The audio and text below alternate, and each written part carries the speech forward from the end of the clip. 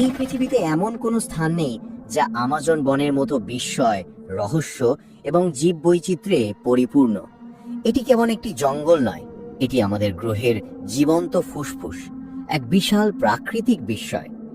যখন কেউ এই বনের গভীরে প্রবেশ করে তখন মনে হয় যেন সে সময়কে পেছনে ফেলে এক ভিন্ন জগতে চলে এসেছে। এমন এক পৃথিবী যা লক্ষ লক্ষ বছর ধরে প্রায় অপরিবর্তিত রয়েছে। আমাজন এতটাই বিশাল এবং দুর্ভেদ্য যে এর ভাস্টনেস অনেক পৌরাণিক কাহিনীর জন্ম দিয়েছে। অনেকেই বিশ্বাস করেন যে ডাইনোসরের মতো প্রাগৈতিহাসিক প্রাণীরা আজও এর গভীরতম অংশে লুকিয়ে থাকতে পারে। আমাজনের বিশালতা এবং ঘনত্ব যেমন মুগ্ধ করে, তেমনি এর রহস্যময়তাও মানুষকে আকর্ষণ করে।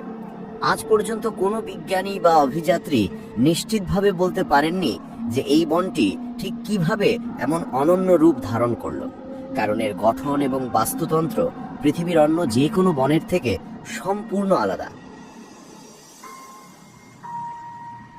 আমাজন রেইন ফরেস্টের কথা মনে আসলেই যে প্রাণীটির ছবি সবার আগে চোখে ভাসে তা হলো সাপ। আর এর কারণও যথেষ্ট যুক্তিসঙ্গত, কারণ এটি পৃথিবীর সবচেয়ে বেশি প্রজাতির সাপের আবাসস্থল।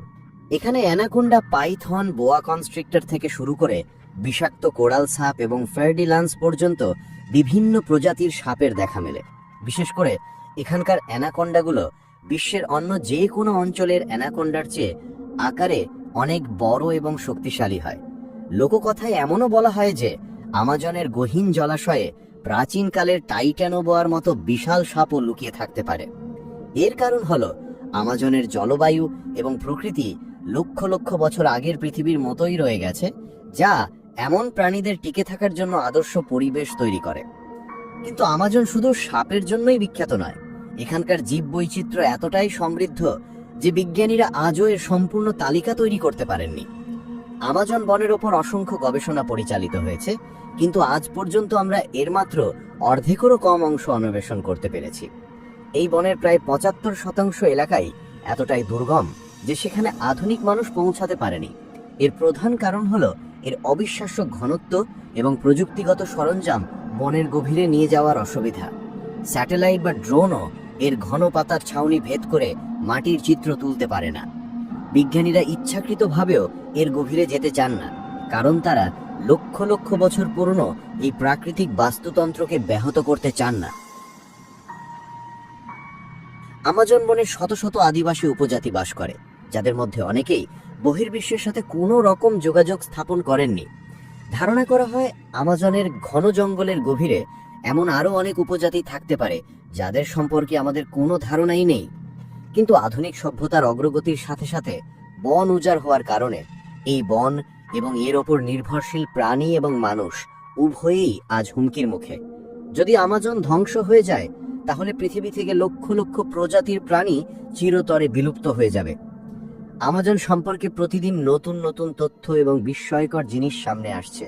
এখানে প্রতিনিয়ত বিভিন্ন গবেষণা পরিচালিত হচ্ছে। 2017 সালে লিডস ইউনিভার্সিটির একটি গবেষণায় জানা যায় যে আমাজন বেসিন যে পরিমাণ কার্বন ডাই অক্সাইড শোষণ করে তা পৃথিবীর অন্য কোনো বন করতে পারে না। এটি আক্ষরিক অর্থেই আমাদের গ্রহের বায়ুমণ্ডলকে পরিষ্কার রাখতে সাহায্য করে। এ কারণেই এখানকার পরিবেশে কার্বনের মাত্রা অনেক কম এবং বাতাস অত্যন্ত বিশুদ্ধ।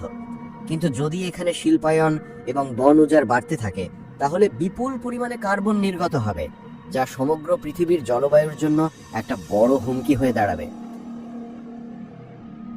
প্রখ্যাত বিজ্ঞানী কার্লোস নোব্রে তার গবেষণায় এচ্চরিকা করেছেন যে যেভাবে আমাজন বন কাটা হচ্ছে তাতে এটি খুব শীঘ্রই তার টিপিং পয়েন্ট অতিক্রম করতে পারে এবং পৃথিবীর বৃহত্তম রেইন ফরেস্ট থেকে একটি শুষ্ক সাভানা অঞ্চলে পরিণত হতে পারে।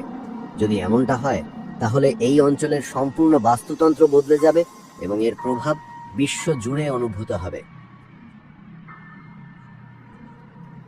আমাজন বন কোনো একটি দেশের মধ্যে সীমাবদ্ধ নয়, এটি মোট 9টি দেশের সীমানা জুড়ে বিস্তৃত। এই বিশাল বনের প্রায় 60% ব্রাজিলে, 13% পেরুতে এবং 10% কলম্বিয়াতে অবস্থিত। বাকি অংশ Ecuador, Guiana, Venezuela, Bolivia, Surinam এবং ফ্রেঞ্চ গুয়ানার মধ্যে পড়েছে।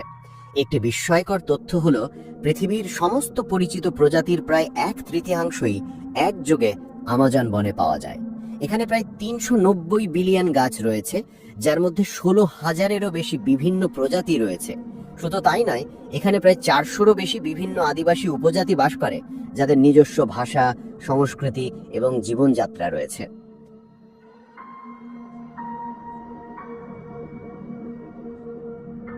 আমাজন বনের পোকামাকড় নিয়ে অনেক রোমাঞ্চকর এবং ভীতিকর আলোচনা হয়। বিশ্বাস করা হয় যে এখানে এত হাজার হাজার প্রজাতির পোকামাকড় এবং প্রাণী রয়েছে যে বিজ্ঞানীরা আজ পর্যন্ত তাদের মাত্র কয়েক শতাংশ সম্পর্কেই জানতে পেরেছেন। এখানকার বুলেট অ্যান্ট বা বুলেট পিঁড়া অত্যন্ত বিপজ্জনক। দেখতে ছোট হলেও এই পিঁড়ার হুল পৃথিবীর সবচেয়ে বেদনাদায়ক হুলগুলোর মধ্যে অন্যতম। বলা হয় এর কামড়ে ঠিক বন্দুকের গুলির মতো তীব্র ব্যথা হয়, যা ২৪ ঘন্টা পর্যন্ত স্থায়ী হতে পারে। পিঁড়ার পর এখানকার মাকড়সার কথাও আলোচনায় আসে। এখানে ৩,০০০-এরও বেশি প্রজাতির মাকড়সা পাওয়া যায়, যার বেশিরভাগই বিষাক্ত। এর মধ্যে ট্যারেন্টুলা এবং ব্রাজিলিয়ান ওয়ান্ডারিং স্পাইডারের মতো মাকড়সাকে সবচেয়ে বিপজ্জনক বলে মনে করা হয়। আমাজন বন কিভাবে তৈরি হলো তা জানলে আপনি হতবাক হয়ে যাবেন, কারণ এর সৃষ্টির পেছনে রয়েছে পৃথিবীর অর্ধেক জীবজগৎ ধ্বংস হয়ে যাওয়ার এক ভয়াবহ ইতিহাস। সাম্প্রতিক কিছু গবেষণা থেকে জানা গেছে যে প্রায় ৬৬ মিলিয়ন বছর আগে যে গ্রহাণুটি পৃথিবীতে আঘাত করে ডাইনোসরদের বিলুপ্ত করে দিয়েছিল, সেই বিপর্যয়ই একটি নতুন গ্রীষ্মকালীন বন তৈরির পথ প্রশস্ত করেছিল। এই গ্রহাণুর আঘাতের ফলে পৃথিবীতে এক ভয়াবহ গণবিলুপ্তি বা মাস এক্সটিংশন ঘটে, যা পৃথিবীর সম্পূর্ণ বাস্তুতন্ত্রকে বদলে দেয়। সেই সময় পৃথিবীতে রাজত্ব করা প্রায় ৭৫% প্রাণী সম্পূর্ণরূপে বিলুপ্ত হয়ে যায়। এই গ্রহাণুটি পৃথিবীতে আঘাত করার সাথে সাথে আগুনের একটি বিশাল গোলা কয়েকশো কিলোমিটার পর্যন্ত ছড়িয়ে পড়ে এবং তার পথে থাকা সমস্ত জীবকে ছাইয়ে পরিণত করে। এই সংঘর্ষের ফলে সমুদ্রের শত শত মিটার উঁচু সুনামির সৃষ্টি হয়, যা পৃথিবীর অর্ধেক উপকূলকে ধ্বংসযজ্ঞ চালায়। তারপর সংঘর্ষে নির্গত ধুলো এবং ছাই ধীরে ধীরে আকাশে ছড়িয়ে পড়ে এবং বহু মাস ধরে পৃথিবীর বায়ুমণ্ডলকে সম্পূর্ণরূপে ঢেকে রাখে। এর ফলে সূর্যরাশি পৃথিবীতে পৌঁছাতে পারত না এবং আমাদের গ্রহের তাপমাত্রা মারাত্মকভাবে কমে যেত, যা একটা পারমাণবিক শীতকালের মতো পরিস্থিতি তৈরি করে। এই আকস্মিক বিপর্যয়ের কারণে অনেক প্রজাতির উদ্ভিদ এবং প্রাণী তাৎক্ষণিকভাবে ধ্বংস হয়ে যায়। কিছু মাস পর যখন বায়ুমণ্ডল পরিষ্কার হতে শুরু করে, তখন বায়ুমণ্ডলে আটকে থাকা গ্রিনহাউস গ্যাসগুলো হঠাৎ করে পৃথিবীকে খুব গরম করতে শুরু করে। তাপমাত্রার এই ভয়ঙ্কর ওঠানামা সেই সময়ে পৃথিবীতে টিকে থাকা প্রায় ৭৫% প্রাণী এবং উদ্ভিদ প্রজাতিকে ধ্বংস করে দেয়। কিন্তু এই ধ্বংসের মধ্যে দিয়েই নতুন জীবনের সূচনা হয়। ডাইনোসরদের সময় বর্তমান আমাজন অঞ্চলে অনেক বড় বড় গাছ থাকলেও ডাইনোসররা সেই গাছগুলো খেয়ে ফেলতো, যার ফলে বন কখনো খুব ঘন হতে পারত না। কিন্তু যখন গ্রহাণুর আঘাতে ডাইনোসররা বিলুপ্ত হয়ে যায়, তখন এই গাছগুলোকে খাওয়ার মতো আর কোনো বড় প্রাণী ছিল না। ফলে গাছপালা